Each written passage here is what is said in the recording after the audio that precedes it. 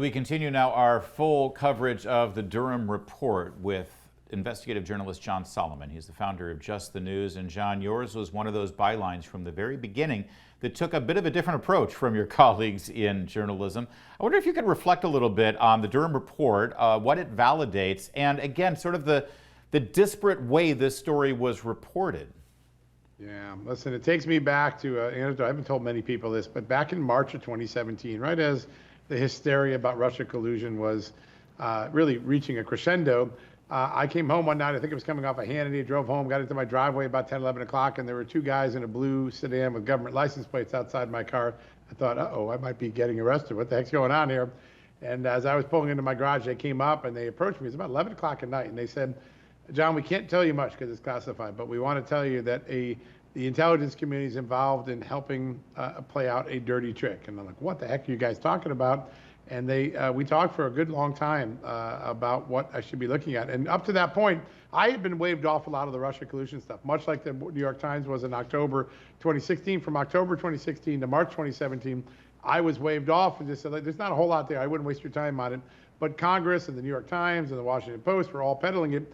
I came off of this appearance from Hannity, got in the driveway, and these guys said, listen, you need us to have these surveillance powers to protect you from the next terrorist attack, the next counterintelligence attack. And right now they're being abused. And that's what set me on the 5-year path. I didn't do it because I wanted to be a rebel. I did it because the reporting sources told me that there was a dirty trick being carried out under with the awesome powers of the U.S. government aiding it. Yeah, and we also saw this phenomenon where, you know, Hillary Clinton and John Podesta and then eventually James Comey and Adam Schiff, they all said, oh, there's evidence. It's there. It's real. It's Russian collusion. And journalists who were supposed to follow the story, and I know this is naive, John, but they're supposed to follow the story and follow the facts. Instead, they decided, well, we believe the credibility of these individuals compared to the guy who is denying it, Donald Trump. And that became sort of the bellwether. It's like, well, these people are credible, therefore we're going to believe them until we're proven otherwise.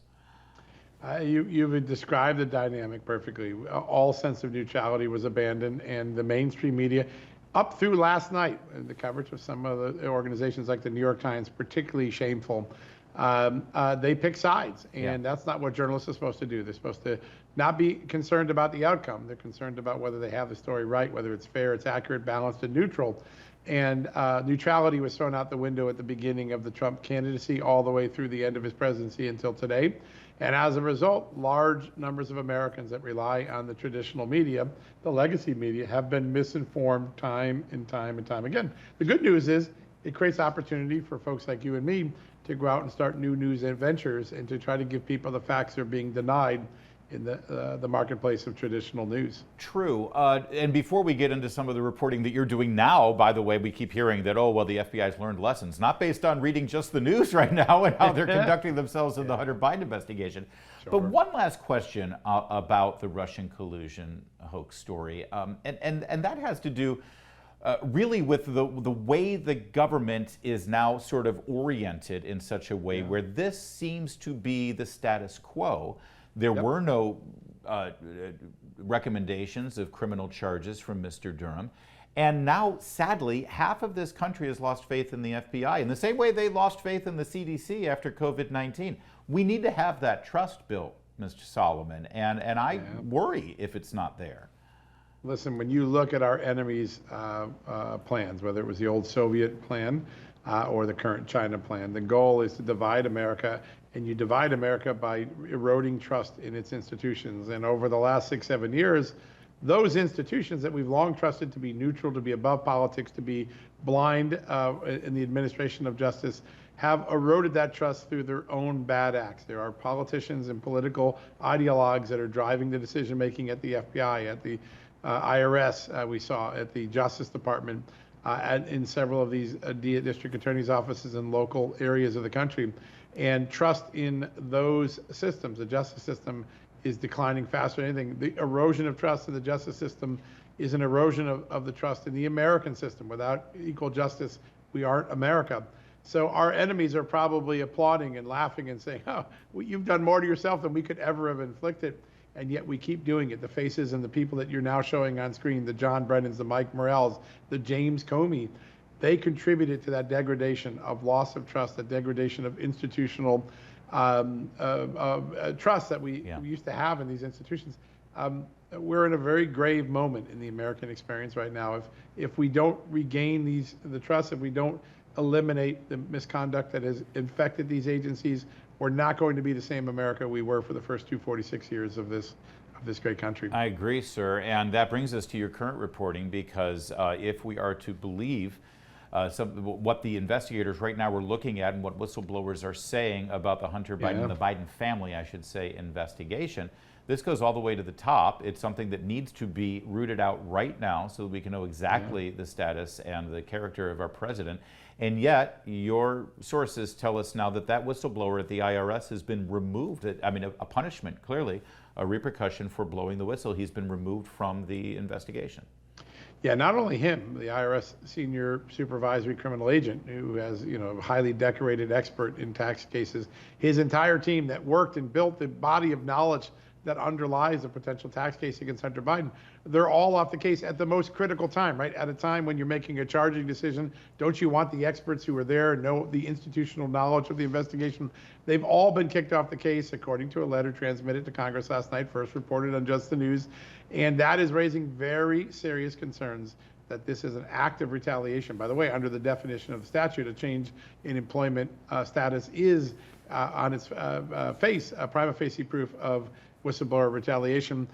House Ways and Means Chairman Jason Smith, the guy who accepted this IRS agent as a whistleblower, very, very upset, saying just a week ago the IRS chief came to before a kid and said, don't worry, no reprisals, we promise you. Right. And then the guy gets booted from the case.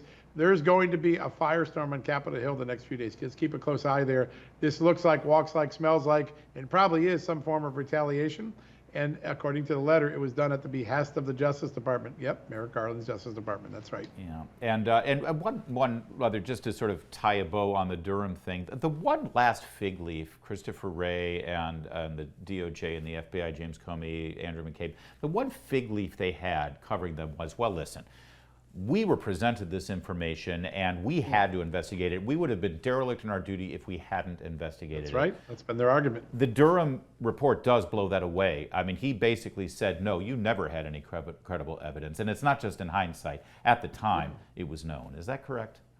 Yes, it is. In fact, the leadership, including President Obama and then Vice President Joe Biden today, our president, both were briefed by John Brennan in July and August of 2016 and told, hey, there's a dirty trick Hillary Clinton's playing. She's going to try to hang a Russian shingle on Donald Trump's campaign house. Be aware.